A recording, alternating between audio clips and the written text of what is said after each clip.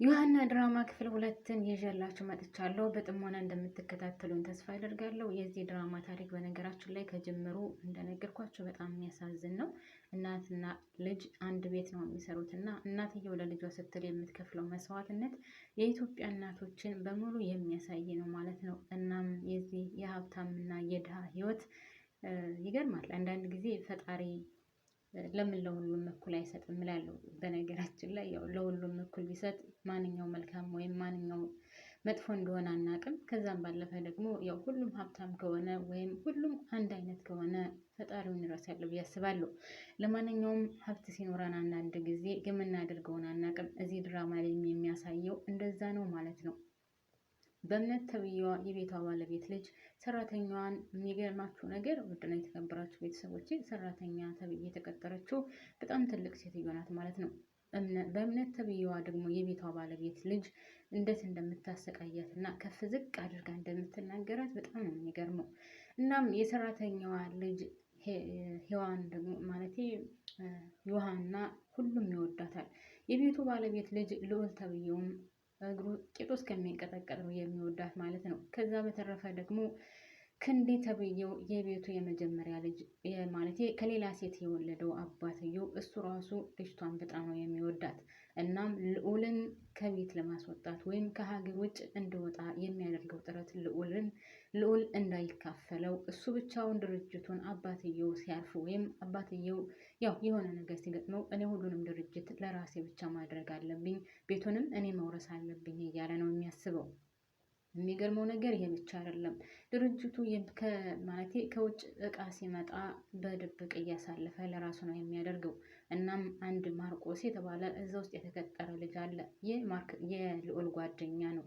እናም ያን ልጅ ይሄ ነገር ጥሩ አይደለም፣ ለምንድን ነው እንደዚህ በድብቅ የሚሆነው ብሎ ሲናገረው አንተ አይመለከትም፣ ከዚህ ድርጅት በፍጹም አያገባህም፣ አንተ የተቀጠርከው ልትሰራ ነው፣ ከአንተ በፊት የነበረውን ሰራተኛ ያስወጣሁት እኔ ነኝ፣ አንተ ምድልህ የሚሆነው መውጣት ነው። ስለዚህ እኔ ያልኩትን ብቻ ካላደረግክ እዚህ ድርጅት ልትሰራ አትችልም። ጭንቅላትህ ጥሩ ጭንቅላት ቢሆንም በፍጹም እኔ ያልኩትና እኔ የፈለግኩን ነገር ካልሆነ እዚህ ልትሰራ አትችልም እያለ እየጨቀጨቀው ነው። በሌላ በኩል ለአባቱም ሄዶ እያቃጠረ ነው በጣም መጥፎ እንደሆነና ከልዑል ልጁ ጋር ጓደኛ እንደሆኑ፣ ነገር ግን ልዑል ልጁን ሌላ ቦታ ወይም መጥፎ ቦታ እየወሰደው መጥፎ ቦታ እንዲውል እያደረገው እንደሆነ አባቱን ሙልት አድርጎታል ማለት ነው። ልጁ ልዑል ተብዬው ልጁ ምንም ነገር ያደረገው ነገር የለም። የማርክ ጓደኛ ስለሆነ እና ሁለታቸው እንዲለያዩ ልዑል ደግሞ ከሀገር ወጥቶ ራሱ ክንዴ ድርጅቱን ብቻ እንዳስተዳድረው ስለፈለገ እዛም እዚህም ነገር እየሞላ ነው ያለው ማለት ነው። በሌላ በኩል የቤቷ ባለቤት ዋናዋ የልጅቷን በእምነትን የምትላትን እየሰማች ሰራተኛዋን ከብዝቅ አድርጋ የምትናገራት እኔ መልካም ሰው ነኝ፣ እናንተ ሰራተኞች ስትባሉ ጥሩ ፊት ካሳዩችሁ ራስ ላይ ነው የምትወጡት፣ እንዴት ብንቀኝ ነው እንዴት ልጅን እንደምትናገር ያለሽ ብላ ሰራተኛዋ ላይ ስጮህባት፣ ሰራተኛዋ ኤልሳም እኔ ምንም ያደረግኩን ነገር የለም እትዬ ስላልተግባባን እንጂ ብላ ለአሰሪዋ ስትመልስላት፣ አሰሪዋም እንዴት ስላልተግባባን ነው ትይኛለሽ? እንዴት ነው የምትግባቡት? አንቺ ልጅ ያለችሽን ብቻ ነው እንጂ መስራት ያለብሽ፣ አልተግባባንም እያልሽ እንዴት ትመልሽልኛለሽ? ብላ ትጮህባታለች። እሺ እትዬ ልክ ነዎት፣ በቃ እሷ ያለችኝን ብቻ ሰራለሁ እያለች አንገቷን ደፍታ በጣም ነው የምታሳዝነው። እናም እናትና ልጅ ማለት ዮሐናና ኤልሳ ቤታቸው ቁጭ ብለው እናትየው ለልጇ በጣም ታስባለች። ምክንያቱም ልጄ እኔ ያለፍኩበትን ህይወት ወይም እኔ የተራመድኩትን ህይወት እንድታልፍብኝ አልፈልግም ብላ በጣም ታስባለች። ልጅቷ ደግሞ በጣም የሚገርመው ነገር የቤቱን ባለቤት ልጅ ልዑልን ሳትወዱ አትቀርም። ልዑል ራሱ በጣም ነው የወደዳት። ምክንያቱም ገና እንዳያት ነው ለፈታኝ ማለት የሚቀጥለው አመት ተፈታኝ ስለሆነች ጋይዶችን አዘጋጅልሻለሁ እያለ ስለ እሷ ያሰለስላል። አሁንም እሷን ያስባታል። እናም እንደውም ብቻውን ቁጭ ብሎ ምን ሆኜ ነው ስለ እሷ የማስበው፣ እኔ እቅዴ ላይ እና ሀሳቤ ላይ ማተኮር አለብኝ እያለ ለራሱ ያወራል ማለት ነው። የልዑል አባት በሌላ በኩል መጥቶ ይሄን ወረቀት የምትለውን ነገር ተወውና ከድርጅቱ መጥተህ መስራት አለብህ ይለዋል። ነገር ግን ልዑል እሱ የሚፈልገው የፈጠራ ስራዎችን መስራት ስለሆነ ብዙም ለድርጅቱ ቦታ አልሰጠውም ማለት ነው። ልጁ በጣም ጥሩ ጭንቅላት ስላለውና በጣም ጥሩ ተማሪም ስለሆነ በማዕረግም ስለተመረቀ አባትየው ከዛ ድርጅት ላይ እንዲሰራ ይፈልጋል። አባትየው ልጁን በማኔጅመንት እንዲማር አድርጎታል። እና በማኔጅመንት እንዲማር ያደረገው ደግሞ እዛ ድርጅት ውስጥ ገብቶ ሂሳብ ውስጥ እንዲሰራ ወይም በዛው በእውቀቱ እንዲሰራ አስቦ ነበር። ግን የመጀመሪያ ልጁ ከሌላ ሚስቱ ወይም ከመጀመሪያ ሚስቱ የወለደው እውቀት ያኔ በትምህርት ያን ያክል የገፋ አይደለም። ነገር ግን ገንዘቡን ለመሰብሰብ እና ገንዘቡን ሁሉንም ነገር ለራሱ ለማድረግ ደፋ ቀና እያለ ነው። ልዑል በጣም ጥሩ ጭንቅላት ያለው ልጅና የማዕረግ ተመራቂ ስለሆነ ከሀገር እንዲወጣ ይፈልጋል።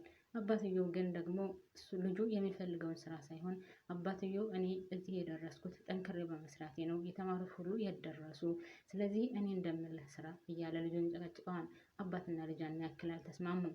በዛኛው በኩል ትልቁ ልጁ አባትና ልጅ እንዳይስማሙ እኔ ወንድሜ ጥሩ ቦታ እንዲደርስ እፈልጋለሁ ይለዋል። ነገር ግን ውሸቱን ነው። እናም ማርክተውየው ጓደኛው ጥሩ አይደለም፣ ጭፈራ ቤት ለጭፈራ ቤት ይዞት እየሄደ ነው የሚውለው እያለ ያረባ ወሬ ለአባትየው እየነገረው ነው። በሌላ በኩል ማርክና ልዑል አንድ ላይ ቁጭ ብለው ለምንድን ነው አባትህን የማትረዳው? አባትህ ለአንተ ብሎ ነው። ወይም ቁጭ ብላችሁ አውርታችሁ አባትን ማስረዳት መንገር አለብህ። አንተ ለ6 ወር ብቻ ከሆነ የምትፈልገው ጊዜ እስከዛ ድረስ ያለውን እንደዚህ ነው የምፈልገው ብለህ ለምን አባትን አታስረዳውም? ሲለው ልዑል ማለት ማርቆስ ልዑል ደግሞ አባዬ እኮ ምንም ነገር አይሰማኝም። ገና ሀብዬ ለማስረዳት ስሞክር ነው ጮሆብኝ ትቶኝ የሚሄደው እና እኔ ምን ማድረግ አለብኝ? እኔ አላማዬንና ማድረግ የፈለግኩትን ነገሮች ነው ማድረግ የምፈልገው። የማልፈልገውን ስራ መስራት አልፈልግም። እኔ የፈጠራ ስራዎችን ነው መስራት የምፈልገው ይላል ልዑል ማለት ነው። አባትየው ደግሞ ይሄን ነገር አይፈልግም። አባትየው የሚፈልገው እዛው ድርጅቱ ውስጥ እንዲሰራለት ነው።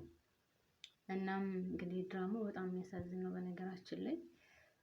በእምነት ተብዬዋም ትምህርት ቤት አልሄድሽም እንደ ብሎ ሲጠይቃት ወንድሟ ለምንድን ነው ትምህርት ቤት የሚሄደው? አንተ በማዕረግ የተመረቅክ ብትሆንም እኮ ይሄው አባቴ ከድርጅቱ ስራ ሲለ አልፈልግም አልሰራም ብለሃል። ስለዚህ አንተ አልፈልግም አልሰራም ካልክ እኔ ደግሞ ትምህርት ቤት ያለመሄድ መብቴ ነው፣ ባለማረስ ምን ይሰራልኛል ትለዋለች። ወንድምየው ልዑል ደግሞ በእምነትዬ ምን አስበሽ ነው? ምን እያልሽ ነው? እኔ እኮ የማዕረግ ተመራቂ ነኝ። ስለዚህ እንደምን የኔን ማለት የኔ ምሳሌ ማድረግ ከፈለግሽ ለምን ሁሉንም ይዘሽ አትሄጂም ሲላት እኔ ምንም አይመለከተኝም፣ በቃ መማር አልፈልግም መማር በቃ ውጣልኝ ብላ ወንድሟን ታስወጣዋለች። ልጅቷ በጣም ቅብጥብጥ ያለች ናት በነገራችን ላይ። ችግሯ ምን እንደሆነ ባይታወቅም ወይ በውስጧ የያዘችው ነገር አለ። ነገር ግን ሰራተኛዋ ኤልሳ ከዛ እንድትወጣ ለእናቷ አሁንም እየጨቀጨቀቻት ነው። እናትየው ምን ሆነሽ ነው ብላ ስትጠይቃት እኔ ምግብ እየተበላለኝ አይደለም፣ ስለዚህ እኔ ይህን ምግብ መብላት ስለማልፈልግ እንደውም ሰራተኛ ሌላ ይቀጠር፣ ይችን ሴትዮ አልወደድኳትም እያለ ለእናቷ ስነግራት እሺ በቃ አንቺ የፈለግሽውና የወደድሽው ነገር ይሆናል እንጂ አንቺ ያልወደድሽውና ያልፈለግሽው ነገር በፍጹም አይሆንም። እሺ ልጅ በቃ አታስቢ፣ አንቺን የምትፈልገውን ነገር አደርጋለሁ ስትላት ልጅቷ በጣም ደስተኛ ሆነች። እናም ኤልሳ ከዛ ቤት እንድትወጣላት ትፈልጋለች። ኤልሳ በጣም መልካምና ምስኪን ሴት ናት። ልጇን ለማሳደግ እና ለልጇ እሷ ያለፈችበትን መንገድ እንዳታልፍ ደፋ ቀና የምትል ሴት ናት። እናም የልጅ ልጇ የምትሆን ልጅ ግን መጥታ እንደዚህ ከፍ ዝቅ አድርጋ ስትነገራት እሷ ደግሞ ትዕግስቷ በጣም ነው የሚገርመው። አንዳንድ ጊዜ ድህነት በጣም ብዙ ነገር ያሰማን በነገራችን ላይ ቤተሰብ ማለት ነው። ድህነት እግዚአብሔርን እንደ ድህነት መጥፎ ነገር የለም። እንግዲህ የቤቱ ባለቤት ዋናዋ በጣም መልካም ናት በነገራችን ላይ። ግን ልጅቷ በምነግራት መሰረት በቃ እየሄደች ሰራተኛዋ ላይ ትጮህባታለች። እኔ መልካም ሰው ነኝ፣ እኔ ጥሩ ሰው ነኝ፣ እንደትንቅኛለሽ፣ እኔ የምልሽን አስቢም ወይ እያለች ትጮህባታለች። እሷም ያው አንዳንድ ጊዜ ብቻ። ለማንኛውም እኔ እዚህ ላይ አበቃለሁ ውዶችዬ። አዲስ ከሆናችሁ ላይክ እና ሰብስክራይብ ማድረጋችሁን አትርሱ። አመሰግናለሁ።